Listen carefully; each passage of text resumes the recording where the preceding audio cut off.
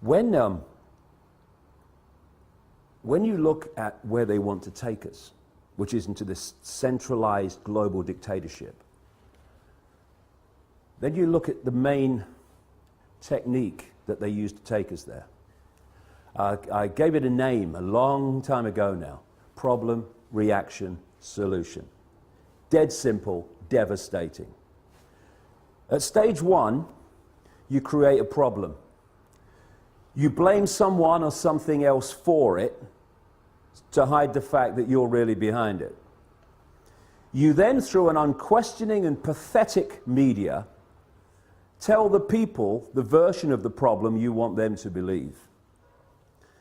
What you want at stage two is the reaction to the problem from the people. Fear, outrage, something must be done. It could be a war, it could be a terrorist attack, like the Mossad American intelligence operation known as 9/11. It could be an economic collapse, whatever. Whatever problem you need to be allowed you to go to stage three of problem, reaction, solution, which is to offer the solutions to the problems you have covertly created and blame someone or something else for it. And those solutions are constantly advancing your agenda to this centralized global dictatorship that I'm talking about.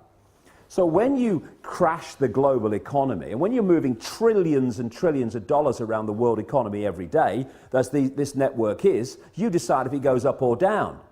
Nobody else does, you do. And therefore, you can create an economic collapse at will.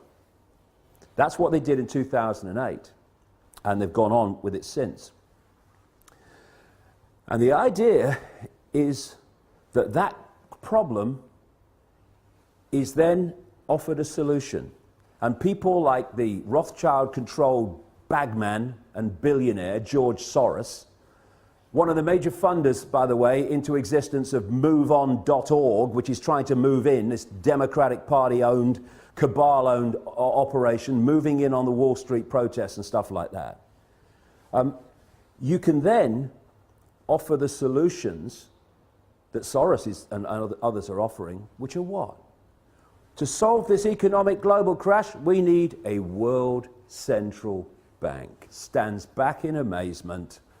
I'm shocked. Knock me down with a feather and I shall swoon. It's so blatant, it's so callable, it's an open book once you do the research and you realize where this is going. And so, it's so vital as we've reached this point, this cusp where so many people have gone through or are going through this process now, where they're saying, I'm a slave and I'm not having it. And then they go to the next stage, which is what we're starting to see. It's so important that they don't allow themselves to be pawns, genuine pawns, unknowing pawns, but pawns all the same, in a manipulation that then takes us on to the next stage of an even greater financial and human enslavement than we've had up to this point. Because this is a vital area. It's vital not to get focused and obsessed with corporations and banks and all that stuff. It's about control. It's about human control. And the form it takes doesn't matter to these people. They just want the form that brings most control. Now, in the process of doing this, they've reached a point where the control has been going on through a banking system, private banking system, controlled by these families and their networks, and through corporations controlled by the same families and these networks. I mean, I keep seeing people say, we must have an end to capitalism. We don't have capitalism. We have cartelism. It's like J.D. Rockefeller said, competition is a sin. We have an oil cartel, a pharmaceutical cartel, a biotech cartel, on and on it goes. And these are the cartels of these families. This is how they control and dictate at this point. But they want to go to the ultimate level of human control, where they don't have corporations, so we know them anymore. And so if we can get caught in, yeah, get rid of the corporations, I'm all for that. But the question is, to be replaced by what? And this is the structure they want. They want the world government, the world central bank, the world currency, the world army to implement the will of the world government, and then they want the world government ministries. Read 1984. George Orwell, real name Eric Blair, wasn't coming from his imagination. He had access to the projected agenda through the Fabian Society. Exactly the same Fabian Society that Aldous Huxley was a member of, and thus had the inside knowledge to write a prophetic novel called Brave New World. They were coming from knowledge of what the projection was. Huxley, it seems, supporting it, and Orwell not supporting it, trying to expose it. But it's still the same source of where it came from. This has been going on for so long. What they want is the world government and then the World Ministry of Oil, which would take over all the oil corporations, all the oil infrastructure, all the oil finance, everything. They want a world ministry of health that would take over all the pharmaceuticals and encompass what is now the World Health Organization, a Rockefeller Rothschild creation, by the way. They want a world ministry of trade that would encompass the World Trade Organization and dictate global trade from a central point. A world ministry of this, a world ministry of biotech, and all the rest of it. And so they want to absorb the corporations as they are now into these ministries for the ultimate global dictatorship. And the same people behind the banking system now and the corporations now will be controlling the world government and the ministries. But the same thing, but it will go on to a much higher level and a much more coordinated level of human control. So, they will want people, protesters against the outrageous injustices and grotesque actions and behavior of the corporations, to call for the end of the corporations, call for the end of the banks. Yes, fine. But we have to dictate what replaces them. Diversity from the center.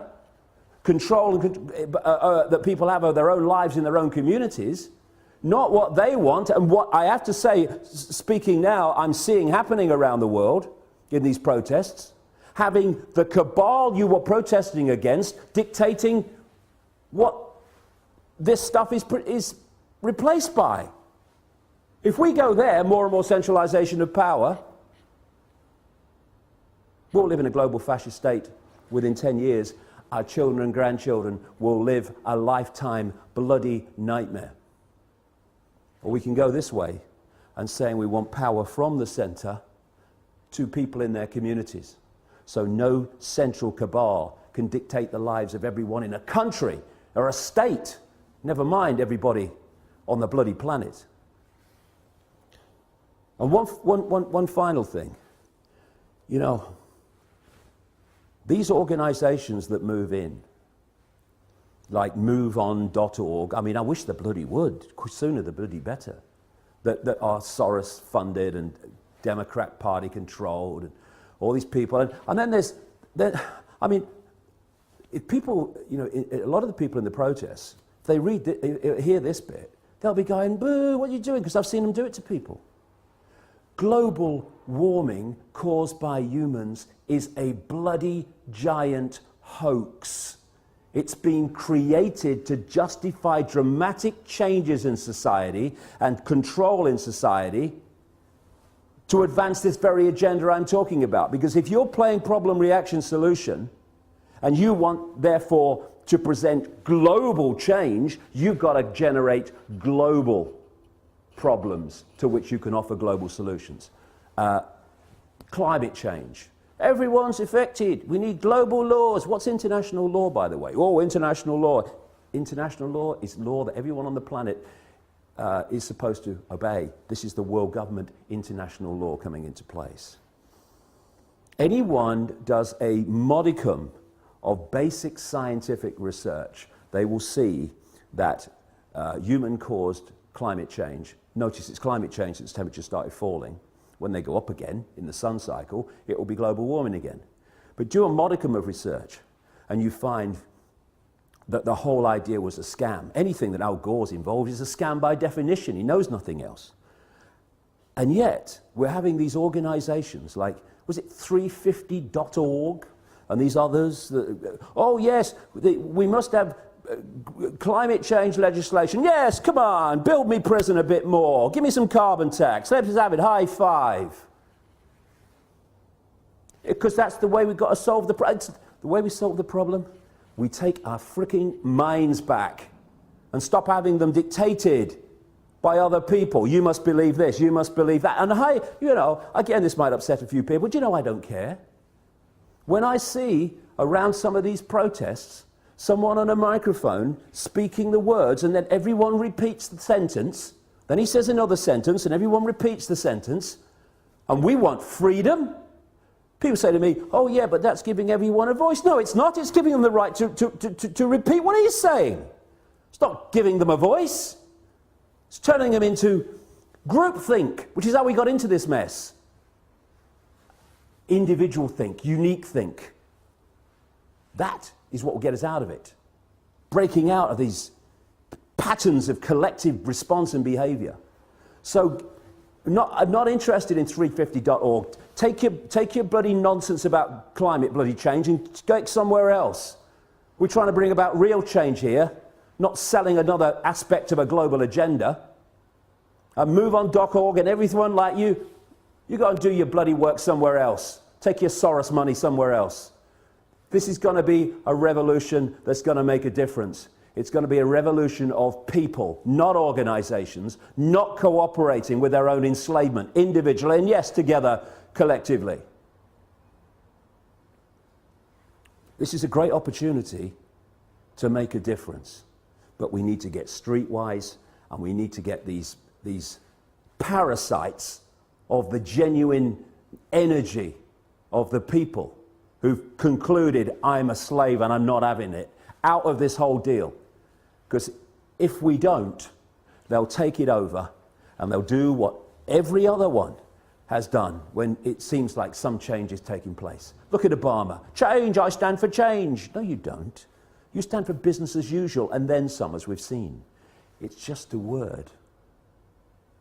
Real change happens in changing real lives, not in spouting the fricking syllables change or change. One syllable, two syllable, one syllable. It doesn't bloody matter, does it? Because when Obama says it, it could be 50 bloody syllables. Nothing's going to change for the better, because he ain't there to do that. So we have to do it. Come on, let's go.